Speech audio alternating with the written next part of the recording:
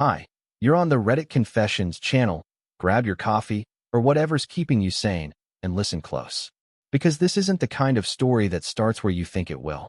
She walked in like nothing was wrong. Like she hadn't been laughing at someone else's jokes all night. Like her perfume didn't still hang in the air, sweeter than it used to be, and not one I recognized. Like she didn't notice the faint echo in the hallway, or that the usual clatter of my keys on the counter was missing. She even kicked off her heels at the door the same way she always did. Carelessly, confidently, like she assumed everything would still be here, including me.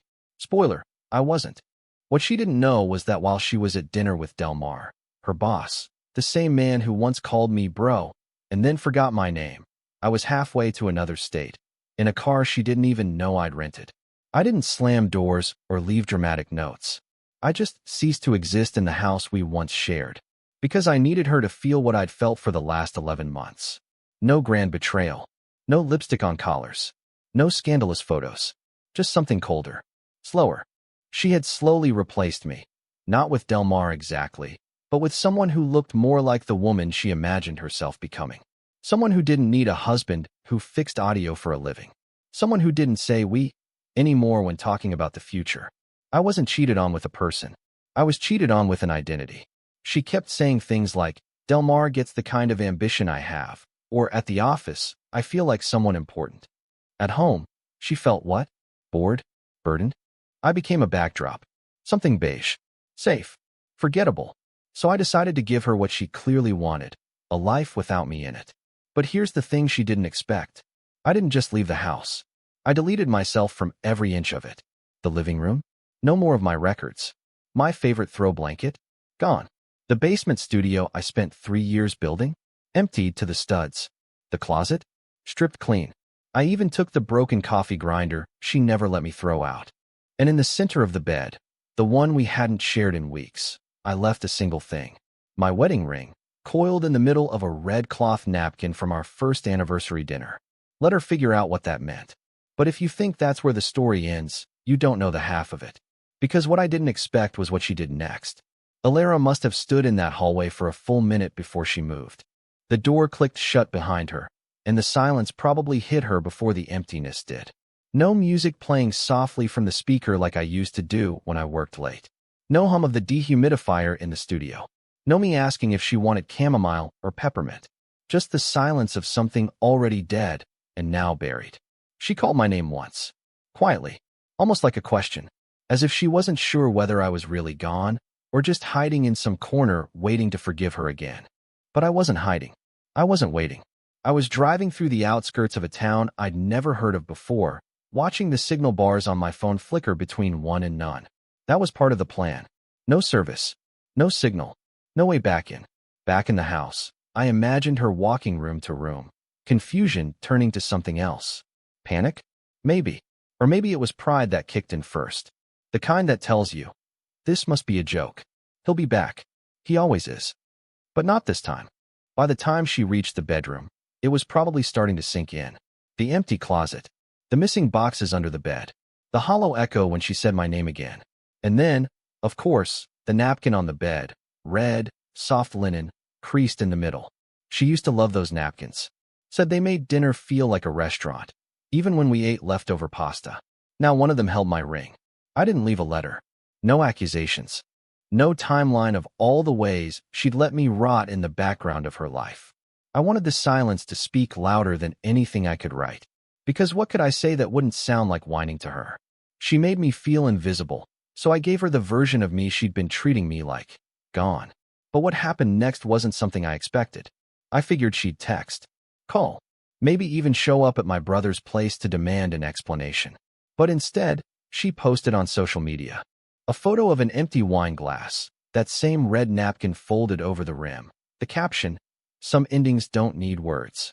No tag, no mention, just a performance. Like she'd rehearsed it. Like she'd already prepared to spin this into something poetic. And suddenly, I wasn't angry. I was sick to my stomach. It wasn't heartbreak she was feeling. It was content. But then, 3 days later, I got a message. Not from her, from Delmar. Yeah, her boss. And what he wrote made my blood freeze. When I saw his name on my phone screen, I almost dropped it. Delmar Corbin. The man whose cologne lingered longer on my wife's coat than my hugs ever did. The man she swore was just a mentor, the one I'd been asked to shake hands with once like some pitiful mascot for her stable home life. And now here he was, texting me directly. No greeting. No explanation. Just one line. I didn't know. I swear to God, I didn't know you were still living with her. I stared at the message for 10 minutes straight, jaw tight, heart slamming against my ribs like a fist against drywall. It felt like my stomach dropped into my knees. The rage didn't come instantly. It was something slower, deeper, like a realization that burns instead of explodes. What did he mean, still living with her? Had she told him we were separated? Divorced? Were they laughing about it over overpriced seafood and wine while I was home folding her laundry? I replied with 2 words. Explain. Now. The typing bubble appeared instantly. He must have been waiting for it. What followed wasn't an apology, not really. It was more like a confession from a man who suddenly realized he'd walked into something far uglier than he expected. He said Alara told him I moved out a year ago, that we were working out the legal stuff, that I only came around to pick up mail or check on the dog we used to have. He said he never would have been involved if he knew I was still in the picture. That's what he called it. In the picture. Like I was a faded photo on the wall, not a person. I wanted to scream at him, but instead, I laughed. Out loud. Alone, in the corner of my rented studio apartment above a diner that smells like burnt toast 24/7. Because of course she lied. She didn't just erase me from her life. She replaced me with a version of myself that already didn't exist. She'd been rehearsing my absence long before I ever left. Delmar asked if I wanted to meet. To clear the air, he wrote. Said he felt awful, blindsided. I didn't respond. What was there to clear? I wasn't interested in some sad little bonding session between the betrayed and the fool. But later that night, I made a mistake. I went on her social media again. That red napkin post? It had gone semi-viral. People in the comments were calling her brave, empowered, saying things like, you deserve to heal, and he probably didn't value you anyway. I recognized one of the usernames. It was her coworker, the same one who once drunkenly told me at a Christmas party that Alara could do better. And right there, buried in the comments, was a reply from Alara herself. Sometimes letting go is the most powerful thing you can do. I stared at that line so long the screen dimmed. She wasn't mourning. She was building a narrative. I'd become the villain in a breakup story designed to make her look like a survivor. But I wasn't going to play that role. Not quietly, anyway. And that's when I decided, if she wanted to act like I was gone from her story, I'd show her what gone really looked like. What I did next wasn't revenge. It was a rewrite. I couldn't sleep that night. My phone screen burned into my retinas as I stared at her post over and over again. That perfect caption, that curated grief. And the comments. Waves of strangers consoling her, validating her, raising her up like she'd just survived some heartless man's betrayal. But I wasn't the betrayer. I was the background character who dared to step out of the frame. I didn't want revenge. Not in the dramatic, movie scene way. No public shaming, no secret exposés. That stuff never ends well. But I couldn't let her rewrite everything. I couldn't sit back while she painted herself as a phoenix rising from ashes she personally set on fire. So I started collecting things. Quietly. Meticulously. Screenshots, emails, calendar appointments, photos, Venmo transactions. I wasn't stalking, I was documenting. Proof that I had existed in our marriage until the final breath. Proof that she hadn't just let go. She'd fabricated my absence while I was still right there, making her coffee every morning. Then I remembered something strange, our shared cloud account. We had set it up years ago when we bought our first phones together, a way to back up photos automatically. She had forgotten about it. I hadn't. I logged in. What I found made my fingers go cold. Photo after photo of her and Delmar, not just at work events, but casual dinners, weekends out of town, even one of them together at a beach I'd never been to. There was one shot that stuck with me. She was laughing, barefoot, holding a glass of wine in a cabin-style kitchen. The timestamp? The same weekend she told me she was visiting her sick aunt in Vermont. And the worst part? There was nothing scandalous about it. Nothing explicit. Just 2 people in a world I didn't exist in. A life she was already building while I was still cleaning out the gutters of the home she no longer saw as ours. I sat there for hours, scrolling through their timeline. That's what it felt like. A secret parallel life, coexisting with mine, and yet never intersecting. It wasn't the betrayal itself that gutted me. It was how cleanly I had been removed. Like I had never mattered. Like I was a pit stop. A placeholder until she could step into the version of herself she thought she deserved. The next day, I did something that probably makes me sound pathetic. I sent her a message. Just one. No anger. No threats. Just this. You can keep the story. But don't forget who helped you write the first chapters. She didn't reply. But 12 hours later, her post vanished. All of it. The napkin photo. The caption. The comments. Gone. She wiped it clean like it had never existed. And for a second, I thought maybe that was it. Maybe she'd finally realized what she was doing. But I was wrong. Because 2 days later, I got a knock on the door of the place she wasn't supposed to know about. And who stood there wasn't Alara. It was Delmar. And what he said next changed everything. It was late afternoon when the knock came. The kind of soft, polite knock that doesn't belong to someone angry or official. I thought it might have been my landlord or maybe the delivery guy dropping off the new headphones I ordered. Some tiny piece of normal in the chaos. But when I opened the door and saw Delmar standing there in a light gray blazer and confused half-smile, I swear time stuttered. It wasn't just that he'd found me. It was how calm he looked, how out of place he seemed on the rickety porch of the above-diner apartment I was now calling home. Clifton, right? He asked, like we hadn't already exchanged tense messages just days ago. Like we were meeting for the first time at a networking event. I didn't answer. I just opened the screen door wider, not as an invitation, more like a challenge. I just need 5 minutes, he said. Not for her. For me. I let him in. Maybe out of curiosity. Maybe out of spite. Maybe because I hadn't seen another human face in 2 days and was starting to forget what conversation felt like. He stepped inside like he didn't want to touch anything, glancing around the small room with its scattered notebooks, cables, and old acoustic foam panels peeling off the walls. The place smelled like coffee and lost ambition. I didn't come here to defend her, he started. But I thought you should know. She's been lying to both of us. No kidding, I wanted to say. But I let him talk. He told me, in clipped, awkward sentences, that after I messaged her, things had started unraveling on his end too. She hadn't just told him I'd moved out. She said I was unstable, that I'd threatened her, that I was emotionally volatile, and sometimes disappeared for days. She framed her affair as something she slipped into for comfort after years of emotional neglect. Me, the villain in her personal redemption arc, I believed her, Delmar admitted. Because she's convincing, and I wanted to believe it. She said all the right things. That you had one foot out the door long before she met me. That you didn't really care about the marriage. But then I started thinking, if you were so absent, why did she never invite me over? Why did she flinch every time I mentioned going public? He showed me his phone, texts, voice memos, even one drunken voicemail Alara left him where she admitted she was still technically married, but that she needed time to let go of the past completely. Her voice was slurred but clear enough. My name was in it. So was our house. So was the word disposable. Look, he said, putting the phone away.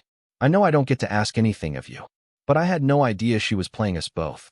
I thought maybe we were the story. Turns out we were just chapters. I didn't know whether to hit him or thank him. The worst part? I believed him. Not because I trusted him. I didn't. But because his face had that same pale, sick realization I'd seen in my own mirror 2 weeks ago. He looked like a man who'd just found out he was a guest star in a movie someone else had already edited. Before he left, he turned to me one more time. She's planning something. I don't know what, but she kept saying she'd fix the optics of this. Whatever that means. Optics. Of course. Alara didn't deal in apologies. She dealt in angles, headlines, curated stories. And just like that, I realized she wasn't done with me. She hadn't moved on. She was still trying to control the narrative. So I made a decision. If she wanted a stage, I'd build one for her. And I'd make sure the spotlight showed every flaw. What I did next wasn't loud, but it was irreversible. I didn't sleep after Delmar left. Not even a nap. I just sat on the edge of my bed with a half-drunk mug of coffee growing cold in my hands, staring at the dark reflection in the window. For days, I've been trying to understand why Alara needed to twist the story so badly. Why she wasn't content with just walking away. But now I got it. She didn't just want to leave me behind. She needed me to look like the problem, so her next act looked clean. She didn't erase me for herself. She did it for the audience. And that's when it hit me. If this was a performance, she was counting on silence. On me staying quiet. On me retreating into my little cave and letting her continue the illusion of being the brave, misunderstood woman who survived a one-sided marriage. She had crafted her image carefully, every line measured, every omission rehearsed. So I decided to stop playing dead. The next morning, I opened an old shared drive we'd used for years. Inside were hundreds of forgotten files, home videos, scanned documents, receipts, photos, even a digital journal she once kept and accidentally synced. Most of it was mundane. Grocery lists, birthday reminders. But buried in there were the pieces she thought I'd never find. I found a folder called Q3 Planning. Inside, she'd written a draft pitch for a professional blog post on workplace integrity and navigating personal boundaries. In it, she mentioned a traumatizing divorce from a toxic partner. She described herself as a survivor of emotional neglect and even included a staged anecdote about rebuilding her life from scratch with courage and clarity. The kicker? She'd dated the draft 2 months before I left. She'd written the ending of our marriage before she told me it was broken. It wasn't just dishonest. It was strategic. I forwarded the file to myself. Then, I compiled a timeline, messages, photos, emails, everything Delmar and I had dug up. I didn't post it publicly. Not yet. That wasn't the point. I didn't want a war. I wanted her to know that I knew, that she wasn't the only one capable of collecting receipts. Then I called my lawyer. See, when I walked away, I assumed we'd deal with the divorce quietly. No assets to fight over. No kids. But I'd found something else in the shared drive. A draft contract. Alara had been using our joint name, our household name, to register a new LLC tied to her upcoming consulting business. A business that was using our old address. My address. She hadn't just erased me emotionally. She was building her future on the remains of my name. So I filed a cease and desist through my attorney. I also froze our remaining joint savings, which she hadn't touched, likely because she thought I wouldn't notice it was still linked to the LLC registration. I rerouted the account into a legal trust until the divorce could be finalized. Not out of vengeance, but because I was tired of being silent collateral in her reinvention. That same evening, I received a voicemail. It was her. Breathless, furious, terrified. "You had no right," she hissed. "You're sabotaging everything I've worked for. Why can't you just let it go? Why are you doing this now?" I didn't reply, because I knew exactly what I was doing. She wrote me out of the story. I just wrote myself back in. But she wasn't done. What she did next made everything before this look like a warm-up. 3 days passed. Silence. No texts. No calls. No social media breadcrumbs. It was almost eerie, like the eye of a storm right before everything blows apart. Part of me thought maybe the cease and desist hit her harder than I expected. Maybe she realized this wasn't a game anymore. Maybe, just maybe, she'd finally back down. But deep down, I knew Alara didn't fold. She flipped the board. On the 4th morning, I got an email from an address I didn't recognize. No subject line. No introduction. Just a single sentence. "Hope your little performance was worth it. Let's see how far you're willing to go." Attached was a screenshot of a draft blog post, supposedly written by me. Except I hadn't written a word of it. The post was a carefully constructed mess. It painted me as the bitter ex-husband of a rising female executive, a man who spiraled after being left behind and had since engaged in online harassment, intimidation, and manipulation. The fake post even included a photoshopped message thread that made it look like I was threatening her. The signature at the bottom? My full name. My photo. The same one from our wedding album. It wasn't just a warning shot. It was a digital smear campaign waiting to launch. She wasn't trying to fight me legally. She was trying to bury me socially. For a minute, I sat there completely still, staring at my laptop like it was some kind of cursed mirror. She was trying to frame me for behavior that never happened, rewriting the narrative so well that even I felt guilty just looking at it. I knew what she was doing. This was about optics, brand control, narrative power. She didn't want to win. She wanted me discredited before I could even speak. But she'd underestimated something. I wasn't alone anymore. Delmar had gone quiet after our talk, but I still had his messages, voicemails, and confirmation of the affair's timeline. I had screenshots of the real conversations, backup files from the shared drive, and most importantly, metadata on every draft she'd written under our cloud account. I wasn't bluffing. I had proof. Real, time-stamped, unaltered proof. So I did what I never thought I'd have the nerve to do. I hired a crisis PR consultant. Not to attack, not to smear, but to protect myself. I gave her everything. The messages, the audio, the screenshots, the blog draft. I told her the truth from beginning to end. And to my surprise, she didn't flinch. She'd seen worse, apparently. You'd be amazed what people do to protect their personal brand, she said. Especially people who think they're the hero of every story. She built a timeline and advised me to publish a simple, factual statement on my personal blog, one that hadn't been touched since 2019. It was short, clear. It didn't name Alara. It didn't point fingers. It simply outlined the situation, the false narrative being prepped, and the steps I'd taken to protect myself. Then we quietly sent copies to a handful of key contacts in her professional world. People who valued facts more than optics. Within 24 hours, her tone changed. Suddenly, I was getting a call, not from her, but from her attorney. They wanted to discuss a settlement. No more public posts. No more narratives. Just a clean break. She was prepared to sign the divorce agreement exactly as filed. No demands. No drama. But I wasn't done. Because before I walked away for good, I needed her to see me again. Not the version she invented, but the man she tried so hard to erase. What I did next wasn't petty. It wasn't cruel. It was closure. I agreed to meet her in person, one last time. Not in some dramatic, dim-lit restaurant or courtroom hallway. Just a neutral office space, 2 chairs, a long table, and a clock that ticked louder than the silence between us. Her lawyer was there. Mine too. But for a few minutes, everyone left the room to let us speak. Alone. She looked tired. Polished, of course, always.